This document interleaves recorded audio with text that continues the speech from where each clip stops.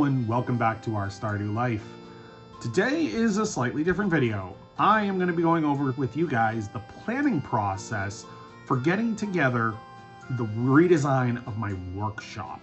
So my workshop right now, I've been using it to build the back deck, do some basic work, but for the most part, it is not at all optimized. I have a miter saw that's just sitting on an old table, and I've got a big space with lots of workbenches, but nothing really has a home. Storage hasn't been figured out. Nothing is really set up right. So before anything else, let me take you guys into the garage and give you guys a tour and show you what it all looks like. So just a slow pan around the room. It's a mess because I don't have things organized.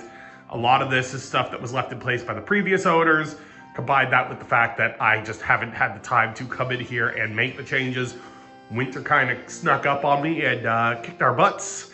But this is the room we're dealing with now. It's a lovely space. It's big.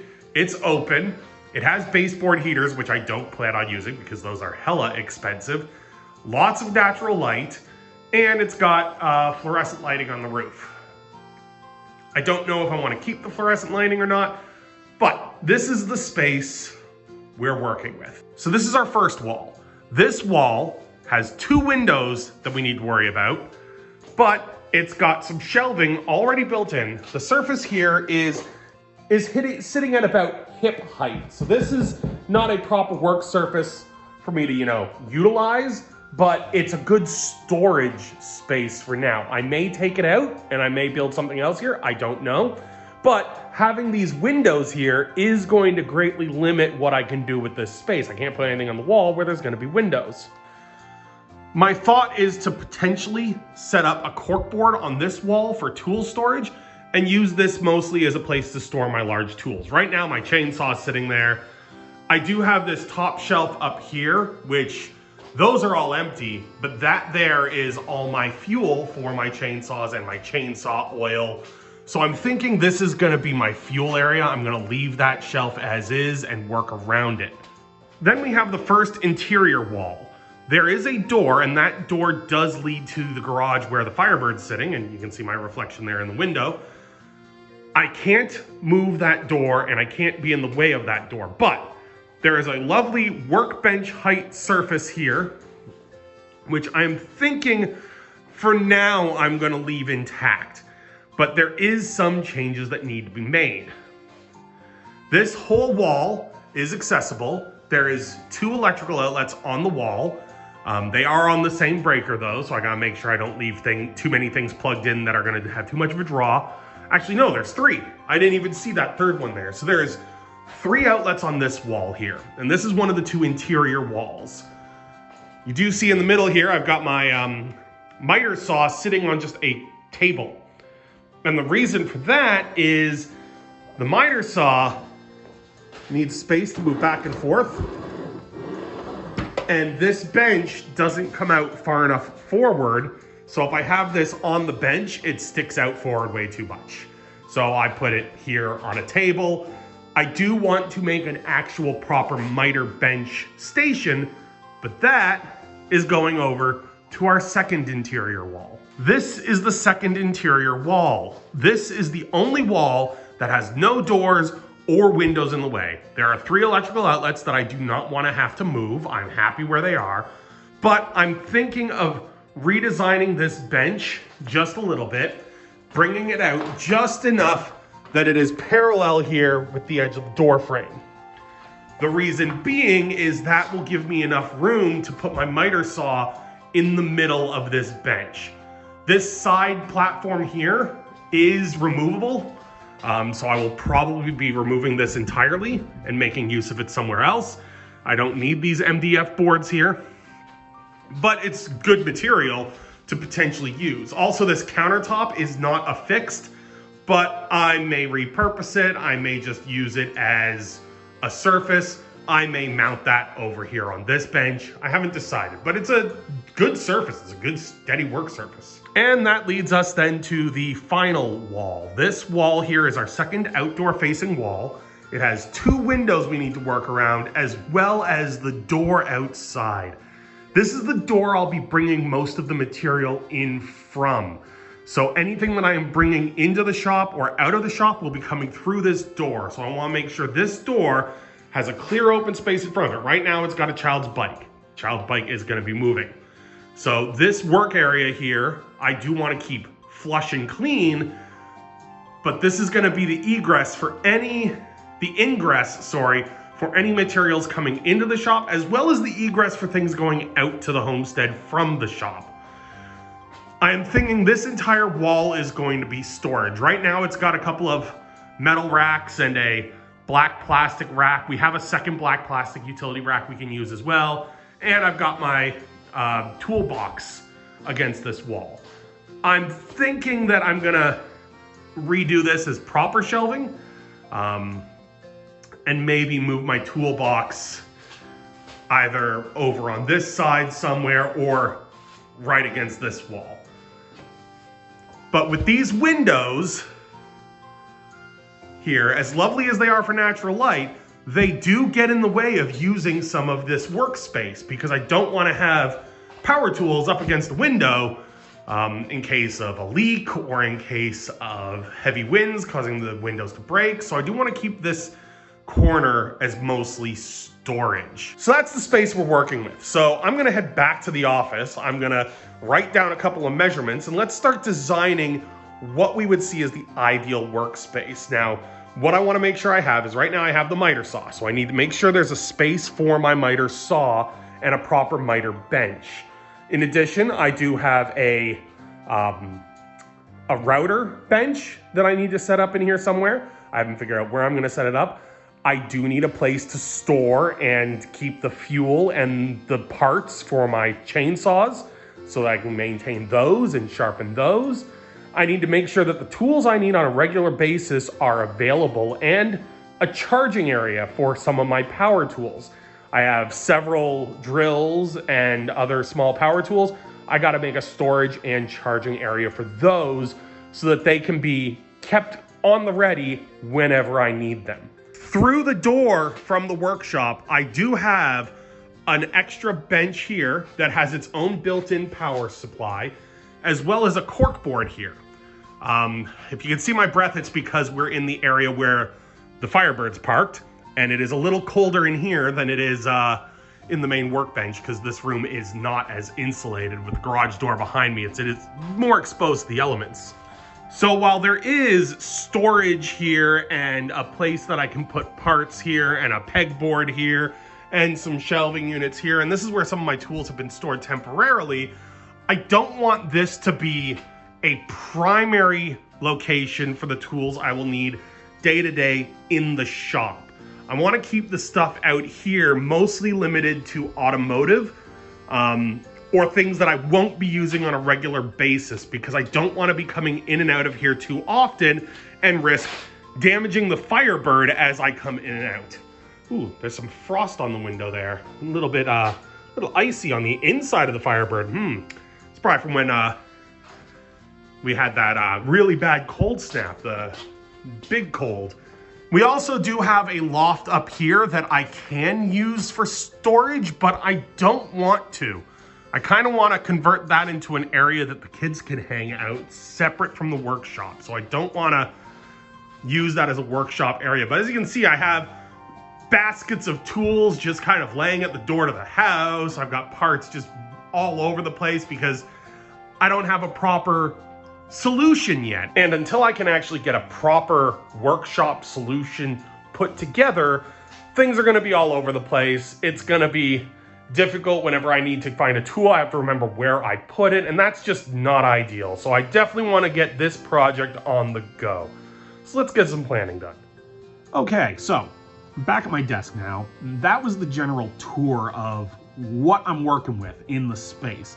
Now, let's switch over so that you guys can see what I've got taken down here. So I took a whole bunch of measurements. I've got a whole bunch of just random numbers written down on paper. I'm using feet and inches just because that's what was easier for me to take measurement of. I've thrown it in Photoshop. I've got all the objects in there. I've got everything to scale. I've got it at a scale of 4 pixels to 1 inch. So without further ado, let's switch on over there. Okay, so this is just the basic room itself, right? I've got a room that's 20 foot 6 inches by 15 foot 4 inches. And as I showed you guys, as a space, it's a big space. That's a decent sized workshop. I can get a lot in there. Now, if you include the windows and the doors, it's, you know, not great. So I got the door here, window here, window here, window here, window here, door here. And then if you throw the workbenches in, I've got this workbench that comes out 26 inches from the wall, and it goes along the entire length of one side of the room, and then it goes about 14 and a half feet down the other side of the room up to the door. 26 inches from the wall on both sides. And it's got this little triangle wedge here that comes out 14 inches on either side. So, and then we got this other shorter workbench here that isn't really a workbench per se.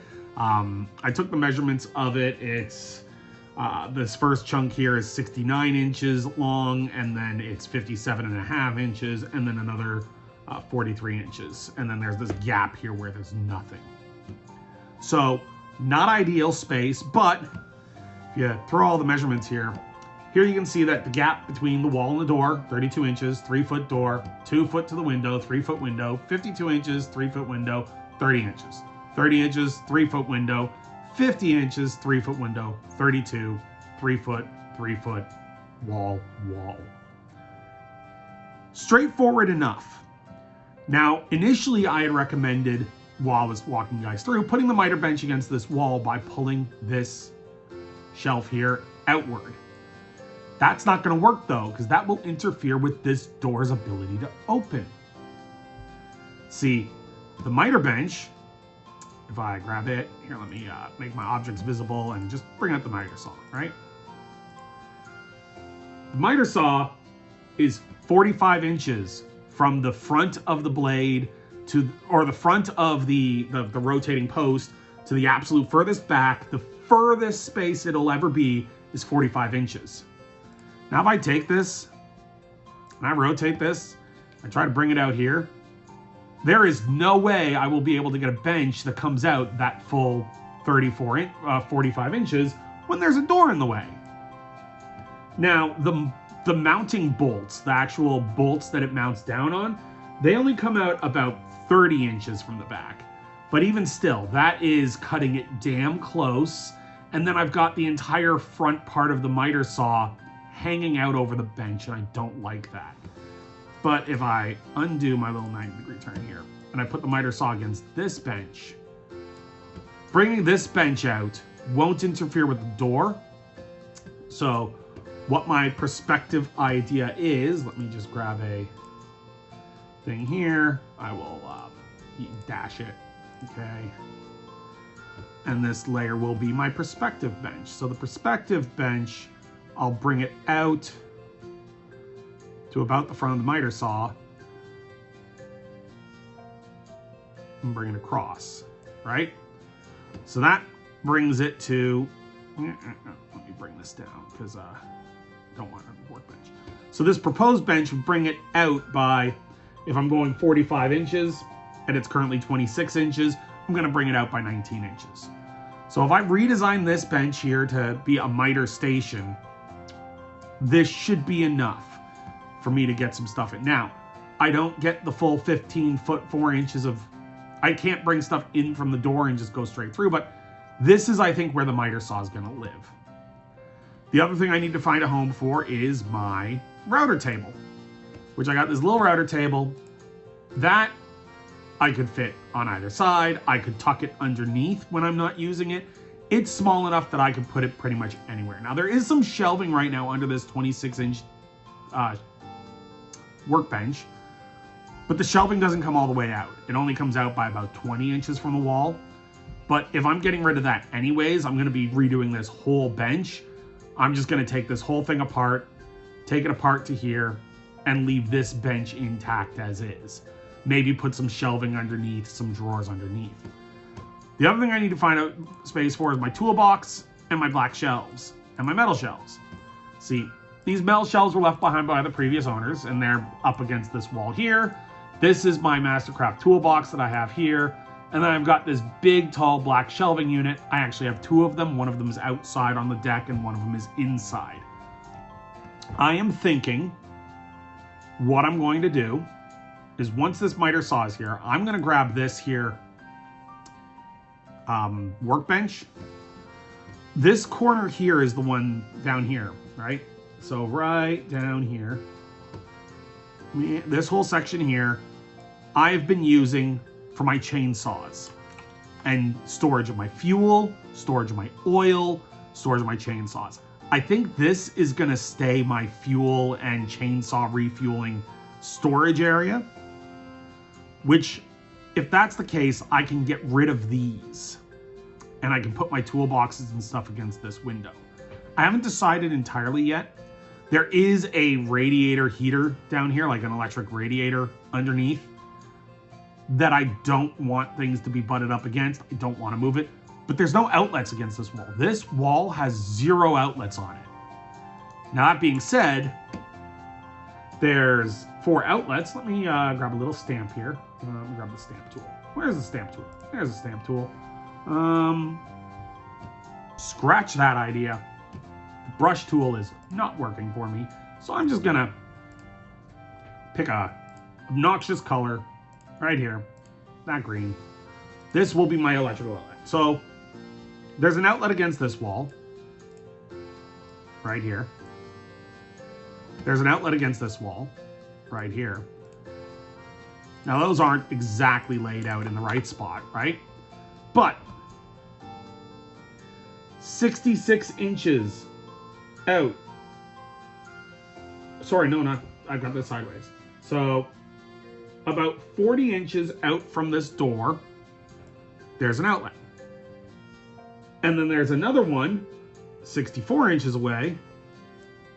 And then another one, another 44 inches away.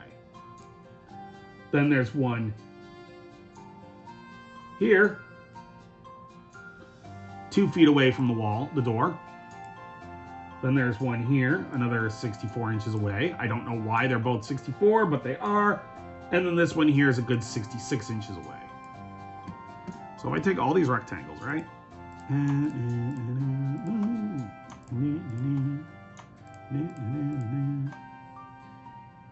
bring them up to the top.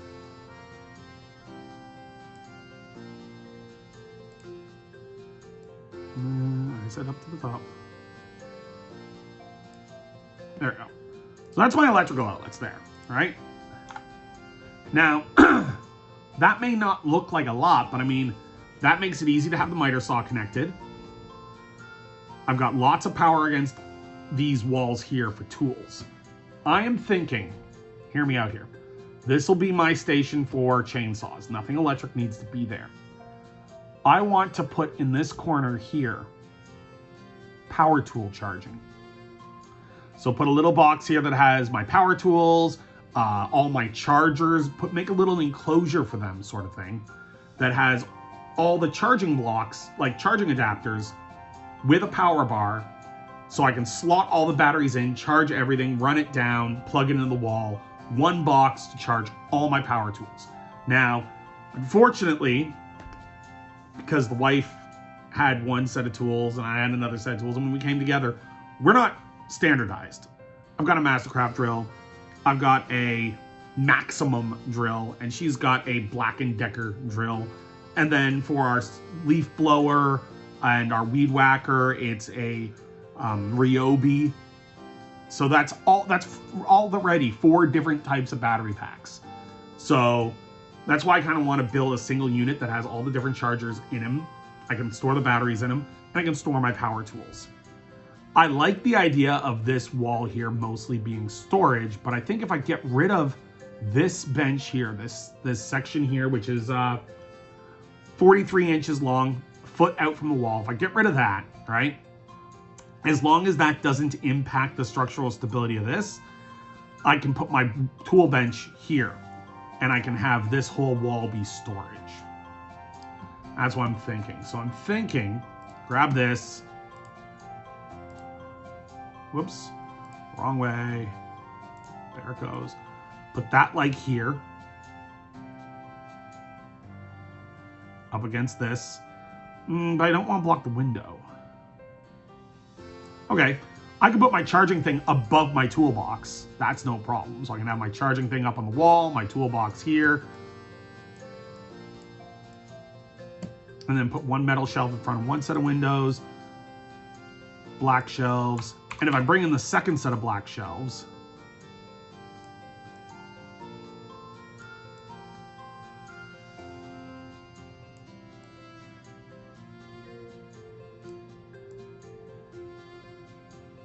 that does not leave a lot of clearance for my toolbox, but I could even put the metal shelves a little further over because they're not as tall. And there we go. So that could be how I will arrange my storage. My two sets of black shelves, my two metal shelves, butted right up against the door, move my toolbox here after I get rid of this chunk here, power tool storage here. I can duct the router table underneath this tool bench, and any of my larger stations put underneath here, put some shelving units underneath, some little cubby holes that are specific to each of my different major tools. I'll also probably, in this corner here, that's not what I wanted to do, put my air compressor and maybe run a hose through the bench, like cut a hole in the bench to run up to the roof so I have access to the air compressor in the shop. Because I do have a little air compressor that I would like to use. So yeah, I'll probably set up some hose work hanging from the roof around here. That gives me access to it all over this table. I'll never need it around the miter saw unless I hook it up for blowing. But even still, 20 foot, 6 inches, 15 foot, 4 inches. It's 246 by 186. So a squared plus b squared equals c squared. That is, let me quickly calc. So I've got 186 times 186. So that's my first number. And then I've got 246 times 246. That's my second number. So if I take that, add that, so that is c squared. And then I just find the square root of that, which, where's square root? 308. So that would mean that if I grab a line,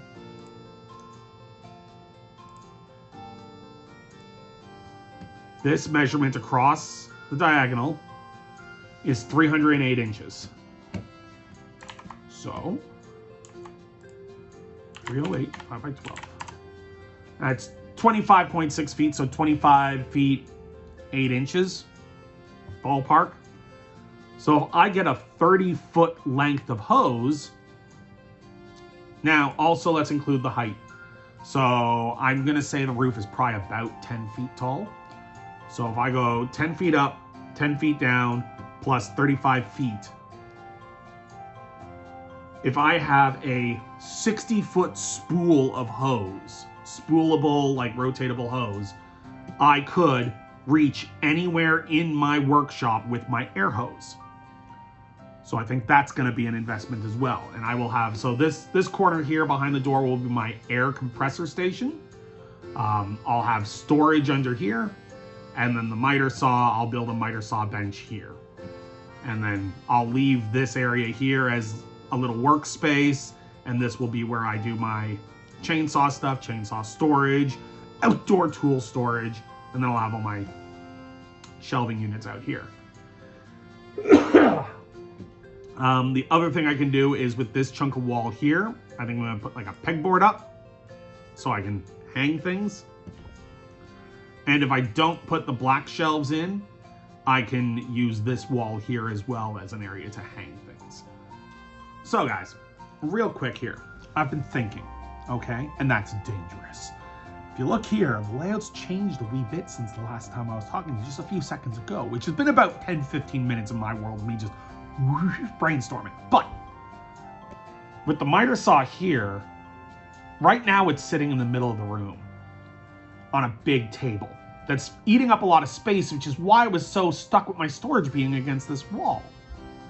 But if I get rid of these two pieces of bench here, right? Just leave this one here that's for working on my chainsaws, keeping my fuel. There's a little storage shelf up here. I got my fuel on and whatnot.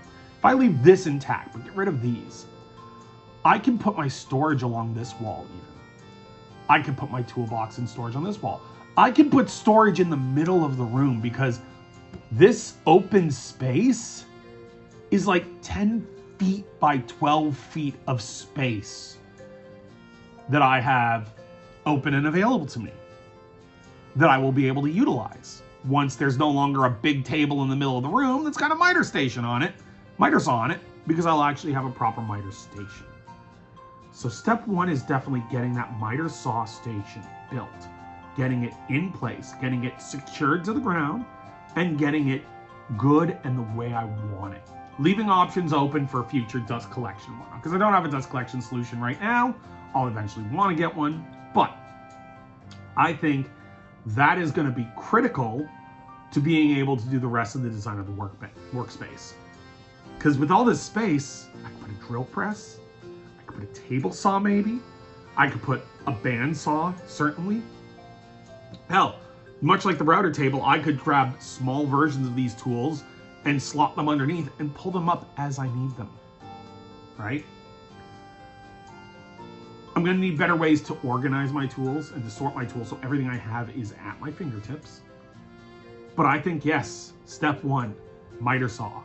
Get that station built. Get that thing secured in place. So I'm going to be looking up some plans. Now, if any of you guys know some good miter saw station designs, shoot them my way. Send me a link. Shoot me a private message. Link me to other YouTube videos, other YouTubers you've seen who have done good ones. I've watched a couple woodworking channels over the years, and I've seen some decent designs, but if you guys have a good design, I've got a prime space that I need to build one for. And that's going to be step numero uno, step one, the primary thing. Yeah, that's looking good. Anywho, small updates, if you guys are interested with the whole polar vortex and the energy crisis that we ran into. Polar vortex, we made it through okay. During those days, our power consumption did jump up to like 200 some odd kilowatt hours a day. But that makes sense because we had everything going. That we didn't let the heaters turn off overnight for those nights because it was way too cold.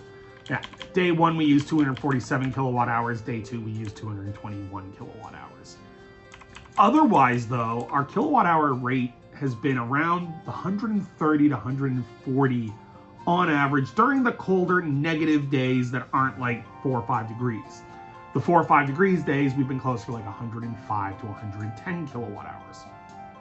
That is a far cry from the 197 kilowatt hours a day average that we had.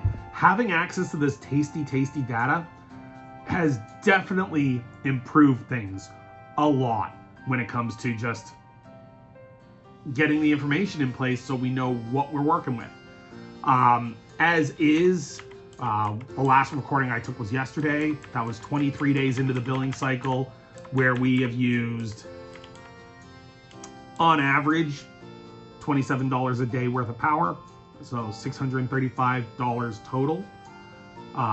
Where before we had used $31.95 a day in power over the course of the 64 days, which the difference between 27 and 31.95, 37.6 and 31, or sorry, 27.6 and 31.9 is not huge, but when you multiply that by 64 days, right? That's a difference of $4.30 times 64. Well, now you're looking at almost $250 difference. So we have not brought our bill down considerably, but that average includes the 2 polar vortex days.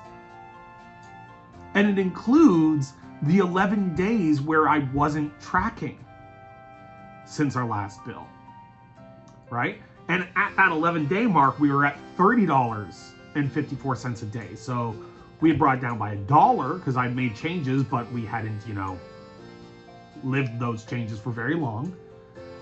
And then before the polar vortex, I had it down to about 27, and then it came back up to 28 on average, and now it's coming back down to 27. So I'm hoping that by being smart with it, we can bring that daily average down to maybe $25 a day on average, maybe even less.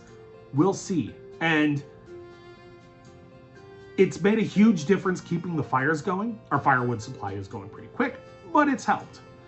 And as to how the house fared through the polar vortex, all the pipes are working again. The only thing that we've noticed is that the kitchen is a little slow compared to where it used to be.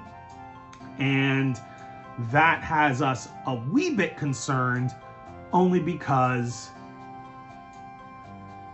we're worried there may be a damage to the pipe somewhere that we're not seeing. I've given a visual inspection. I'm not seeing a leak. I am hoping that it's just that faucet was damaged as a result of the ice or the frozen pipes. Because it's not just the cold that's got low pressure. It's not just the hot that's got low pressure. It's both, but those are the only two lines that are slow in the whole house. The rest of the house has great pressure.